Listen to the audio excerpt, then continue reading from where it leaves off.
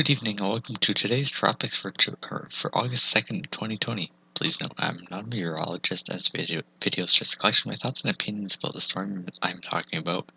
And for any decision making, please consult the National Hurricane Center or your local officials. So today I'm still looking at Tropical Storm Isaias right now, and it seems to have shrugged off a lot of that dry air problem. If you remember the past few days, it's been struggled to have a lot of convection. There's a lot of outflow boundaries and stuff like that, and you'd have pretty long periods throughout the day where you'd have this storm without any convection or with very little. But all day today, it's had this pretty healthy massive convection. It's not really all that organized, but it's pretty deep, and the lack of big outflow boundaries, especially recently, means that there's probably less dry air around. So that's going to help Isaias, but there is still shear that might not be quite too noticeable here because it is mostly under anvil. You can see that with some of the convection over Florida earlier today. But there is a bit of westerly, slightly under anvil shear, but it is trying to expand further out here, and there's certainly an interesting outflow pattern because outflow looks relatively healthy, but there is still that shear because the low-level center isn't quite over the convection. It's a bit more to the south around here, and so it's still tilted. You don't have that mid-level center over the actual low-level center, so it is still decoupled and still suffering from shear, so it has some organization to do still in the next day or two.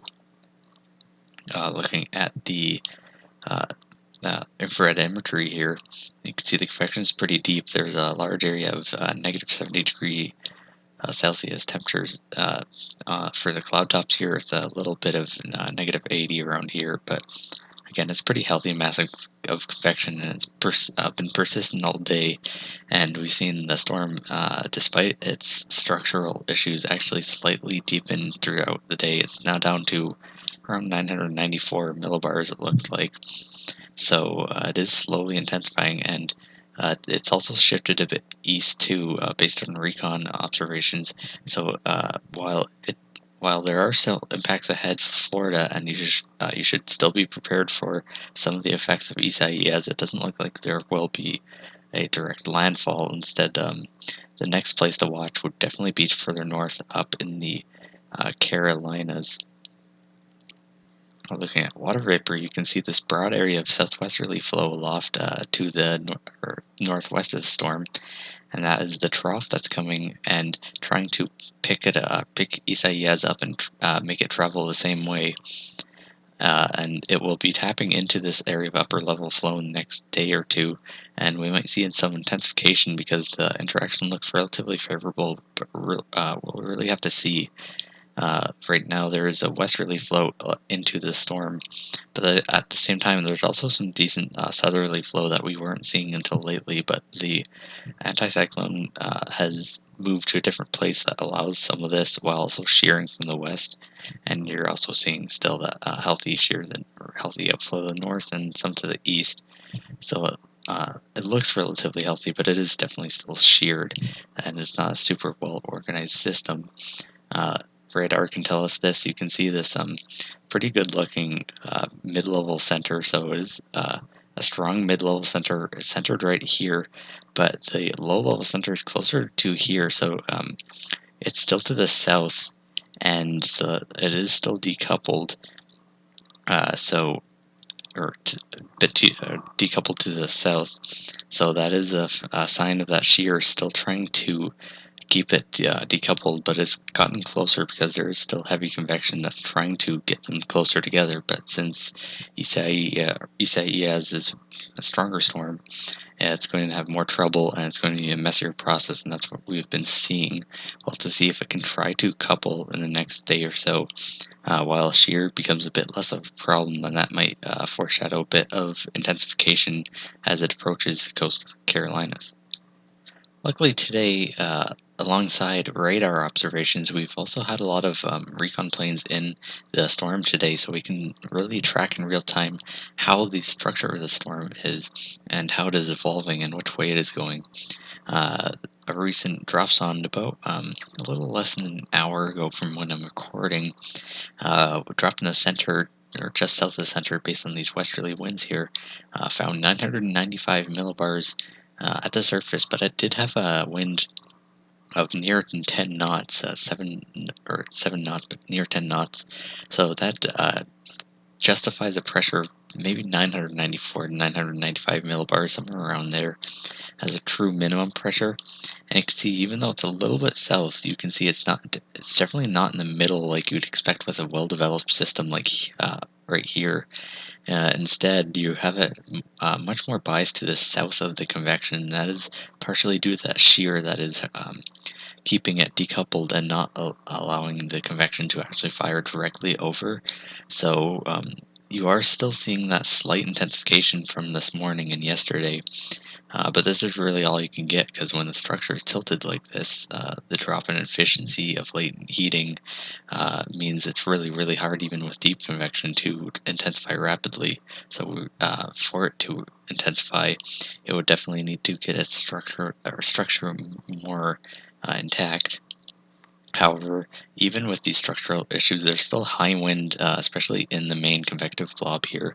This is flight level, so it's not the wind you'd see at the surface, but there's hurricane force flight level winds, and you can definitely see these high winds and rain bands that might rotate onto the coast. And looking back at radar here, you can see that there are those rain bands that are trying to rotate onshore, and within those there can be heavy rain possibly, and also high wind. So definitely keep your eye on this, and there can be still damaging effects from the storm, even if it passes decently away from you, if you can actually end up getting those rain bands rotating in and potentially bringing in those potentially dangerous or damaging wind. As I said earlier, the dry air isn't as huge a problem for Isaias right now. Even if you look at a satellite loop of convection today, you can see you're not seeing it completely collapse because of dry air, and that means the area around is moister. And you can confirm that here. You can see there's a decent bubble of generally above 50% relative humidity in the mid levels. Some of it's not great, but you're not having that drier air directly up shear of Isaias like we did yesterday. So it does seem that it's a bit healthier with the convection, because it can actually keep that convection going even with shear, because there's enough moisture to actually have it keep going. Looking at the upper level profile, you can see it's certainly interesting that upper anticyclone that was over Cuba yesterday moved to the west-northwest and is now over the southeastern Gulf. And as a result, it's pushing some westerly wind aloft into Isaias, and that's why it is getting a bit sheared. But at the same time, it's also causing some wind to the south aloft and southwest. So that means you're also having that some of that healthy outflow coming or going down to the south, where it's been really restricted lately. I'll go back to the water vapor loop and show you that, and it's definitely a lot healthier than we saw, and that's because of the sort of strange upper level configuration that's around. If you look a bit to the northwest, you can still see that large area of southwesterly winds aloft, and that is the trough coming in. So we'll definitely have to see how it interacts with Isaias as it comes up to the northwest. But one thing to note is you might see a window for intensification, depending on how the structure can get going. Because it starts to curve more to the northeast, it'll start heading more southwesterly wind aloft. And that means if you have southwesterly wind aloft and the storm is being steered from the southwest, that's in line with the storm motion, and that means shear will both be reduced, and basically won't disrupt the system as much. And also notice right here, there's also an entrance region to a jet associated with the trough that could help it intensify a little, depending on the structure. So we'll have to see the short-term structural trends to see how much it can strengthen under this potentially more favorable shear configuration. Luckily, with time, our steering outlook looks less uncertain at this point, because we have a better idea of what is going on with the ridging around it. But but there are some short-term trends again that might change a little the track. Of course, there are always errors, even at short time scales. One thing to watch is definitely how strong Isaias can get, because there's still difference between the mid levels and lower levels, and with regard to with regard to steering, because if you look at this mid-level steering, so it's at 500 millibars.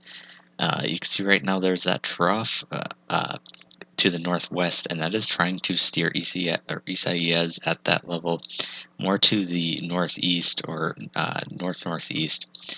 And you can see the ridge around it is completely eroded, so it's getting mostly steered at that level by the trough.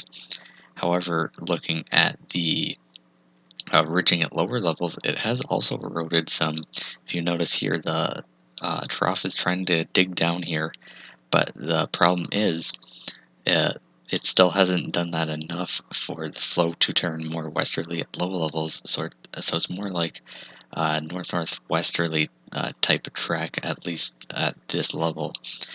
You probably won't see either of these because it's going to be more of a mix. They're probably going to see more northerly or north-northeasterly movement, depending on how strong Isaias is. And I'll have to watch if we can see the mid-level low and the low-level center try to couple, and what happens with the low-level center, because if it does get dragged a little down shear, that might mean a slight northeasterly push in the guidance for the track. So we'll definitely have to see. And still, the same sort of thing holds.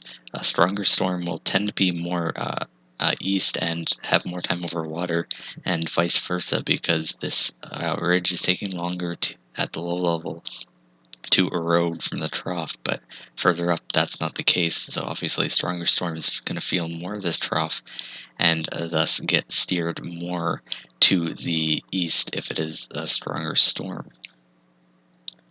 Looking at the official National Hurricane Center track, you can see, it is supposed to or expected to track to the north and then eventually a bit to the east. And there are still tropical storm warnings from mid or central east coast of Florida all the way up to the Outer Banks of North Carolina. So even if you're in Florida, if you're in the northeastern or even central Florida eastern coast, the storm is not over. You're going to still see impacts such as some surge and some of those windy squalls coming in. So definitely don't let your guard down if you're in the coast further to the south. Eventually, though, it will move out, and it looks like by early Tuesday, depends on how it tracks and some small speed changes, but it looks like early Tuesday we'll see this get to the Carolina coast. And while they don't explicitly forecast it, the National Hurricane Center acknowledges there might be some intensification. So as a result, there are some hurricane watches for these areas in case that Isaias does end up intensifying to hurricane strength, but we'll have to see. Of course, even in these regions, even despite the fast forward speed, the interaction with the trough will likely cause high winds inland because the storm won't weaken quite as fast. And also, you'll see this heavy rain that's enhanced by the trough. So that means in this region you'll have that heavy rain, which could cause flooding. You also have some surge in the coasts from the storm, a few feet, and also that wind. And there are also, even further north, there are tropical storm watches. So definitely monitor that, even if you're all the way up in the northeastern coast here. But definitely the big three, surge, which could definitely flood your area if you are in a low-lying flood-prone area near the coast. And also, if you're in a flood-prone area, definitely keep an eye on the rain and be prepared for flooding as Isaias approaches. And just make sure that you are prepared for some high wind, depending on where you live. Definitely the most dangerous place would be at the coast, but we'll definitely have to watch short-term trends, and hopefully it's a weaker system, but it's hard to know at this point. Otherwise, that's not too much else to talk about in the Atlantic that's actually threatening land right now. If you have any questions or comments about my video, please let me know. Thanks for watching.